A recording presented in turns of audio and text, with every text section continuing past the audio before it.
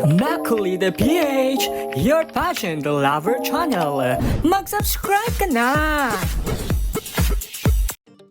Marami na ang excited at naghihintay sa magiging final gown ng pambato ng Pilipinas na si Gazini Ganados para sa MGI All-Stars 2026. Sa mga kumakalat na larawan at video, may napansin ang ilang netizens sa likod ni Gazini na umano'y posibleng kanyang isusuot sa finals. Ayon sa mga fans, tila isa itong goddess-inspired masterpiece na may halong Greek at royal fantasy elements na talagang bagay sa kanyang regal aura.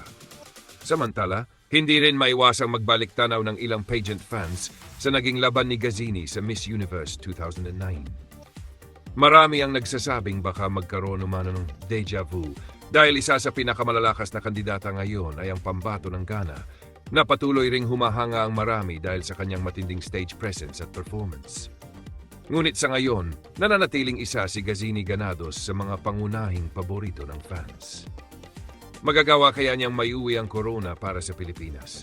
Abangan natin ang susunod na mga kaganapan sa MGI All-Stars 2026.